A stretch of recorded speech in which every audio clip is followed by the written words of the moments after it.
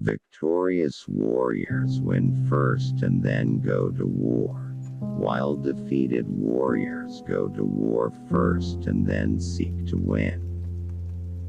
Be extremely subtle, even to the point of formlessness. Be extremely mysterious, even to the point of soundlessness. Thereby you can be the director of the opponent's fate. If fighting is sure to result in victory, then you must fight, even though the ruler forbid it. If fighting will not result in victory, then you must not fight even at the ruler's bidding. All men can see these tactics whereby I conquer, but what none can see is the strategy out of which victory is evolved. To fight and conquer in all our battles is not supreme excellence. Supreme excellence consists in breaking the enemy's resistance without fighting. Know your enemy and know yourself, and you can fight 100 battles without disaster. The opportunity to secure ourselves against defeat lies in our own hands, but the opportunity of defeating the enemy is provided by the enemy himself. Regard your soldiers as your children, and they will follow you into the deepest valleys. Look on them as your own beloved sons, and they will stand by you even unto death. The general who wins the battle makes many calculations in his temple before the battle is fought. The general who loses makes but few calculations beforehand. The art of war teaches us to rely not on the likelihood of the enemy's not coming, but on our own readiness to receive him. Not on the chance of his not attacking, but rather on the fact that we have made our position unassailable.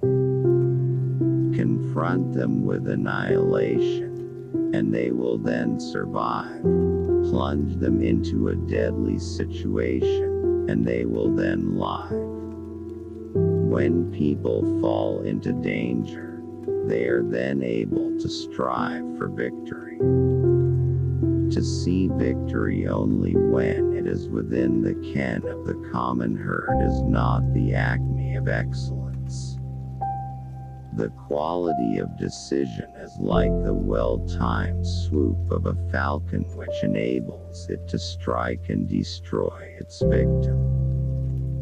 The general who advances without coveting fame and retreats without fearing disgrace, whose only thought is to protect his country and do good service for his sovereign, is the jewel of the kingdom.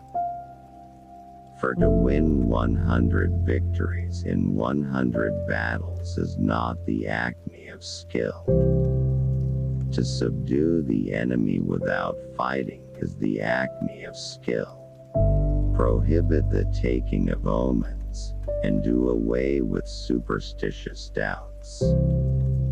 Then, until death itself comes, no calamity need be feared.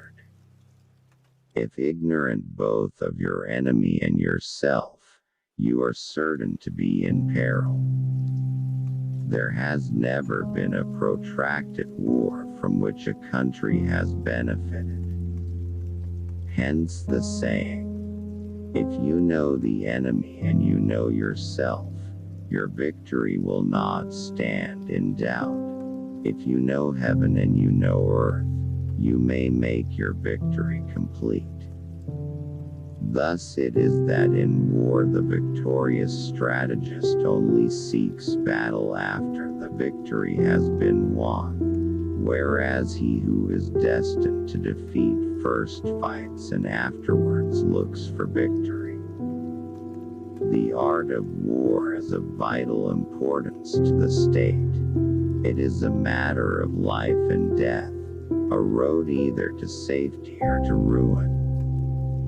Hence it is a subject of inquiry which can on no account be neglected. The good fighters of old first put themselves beyond the possibility of defeat, and then waited for an opportunity of defeating the enemy. Of all those in the army close to the commander, none is more intimate than the secret agent. Of all rewards, none more liberal than those given to secret agents. Of all matters, none is more confidential than those relating to secret operations. In the practical art of war, the best thing of all is to take the enemy's country whole and intact. To shatter and destroy it is not so good. It is essential to seek out enemy agents who have come to conduct espionage against you and to bribe them to serve you. Give them instructions and care for them. Thus doubled agents are recruited and used. If our soldiers are not overburdened with money, it is not because they have a distaste for riches. If their lives are not unduly long, it is not because they are disinclined to longevity.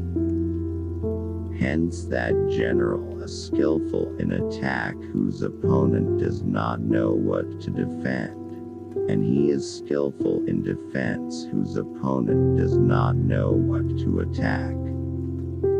Now the reason the enlightened prince and the wise general conquer the enemy whenever they move, and their achievements surpass those of ordinary men, is foreknowledge. It is only the enlightened ruler and the wise general who will use the highest intelligence of the army for the purposes of spying, and thereby they achieve great results.